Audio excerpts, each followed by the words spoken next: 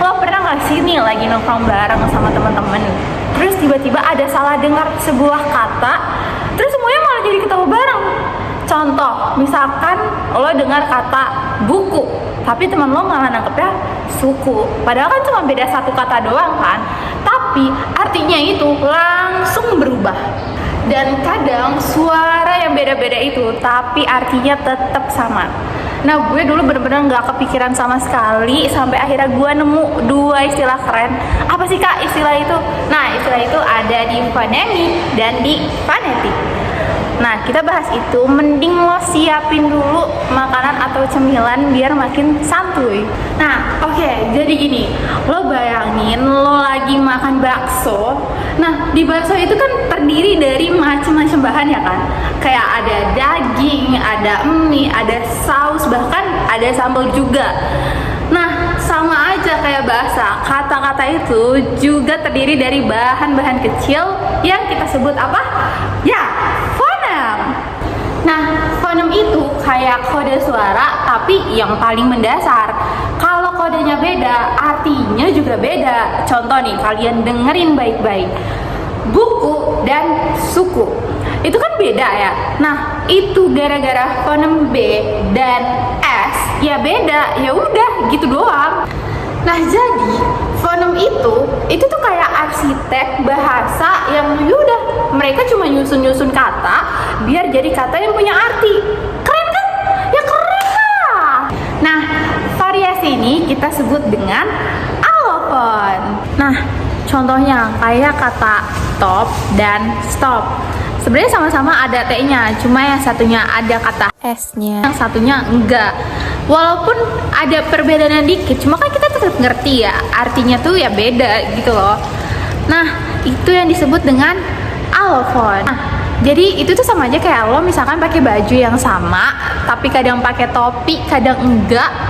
Ya walaupun kayak gitu ya lo ya tetap lo kan. Nah, itu namanya allofon. Nah, kalau fonemik itu kita fokus ke daleman, berbeda dengan fonetik. Itu tuh kayak sebuah kameramen yang ngerekam semua detail suara, mulai dari bibir lo gerak, posisi lidah lo itu di mana, sampai suara yang keluar dari mulut lo. Itu namanya fonetik. Nah, fonetik itu terbagi menjadi 3. Apa aja? Artikulator, akustik, bahkan ada auditori. Apa aja sih ini masing-masing dari si 3 ini?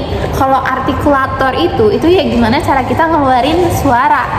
Yang kedua, akustik, yaitu ya sifat-sifat suaranya kayak gelombang suara, frekuensi, dan lain-lain. Yang ketiga, itu ada auditori, itu tuh gimana telinga kita itu ngedengerin dan otak kita itu yang mengolah suara-suara yang kita terima.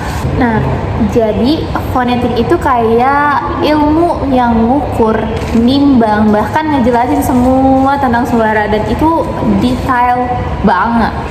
Oke, gue kasih satu analogi lagi. Bayangin lo lagi masak, jadi fonemik itu kayak bahan-bahannya, resepnya, dan takarannya. Sedangkan kalau fonetik itu tuh kayak bagaimana cara lo mengolah, lo masaknya gimana, lo ngaduknya gimana, apinya seberapa gede, itu fonetik. Jadi dua-duanya itu ya sama-sama penting biar masakan lo enak. Yaitu analoginya dari fonemik dan fonetik. Jadi, fonetik dan fonemik itu adalah sebuah tim yang kompak. Contoh kayak fonemik itu ngasih tahu suara mana aja yang penting. Sedangkan kalau fonemik itu yang ngejelasin secara detail gimana suara itu bisa dihasilkan dan didengar. Nah, jadi segitu aja pembahasan singkat kita terkait fonemik dan fonetik. Jadi, kalau misalkan fonemik itu adalah kode suara yang membuat arti itu berbeda, sedangkan kalau fonetik itu adalah gimana cara kita menangkap secara detail suara-suara itu dihasilkan dan didengar. Nah, dua-duanya itu ya sama-sama penting biar lo semua itu jago ngomong bahasa.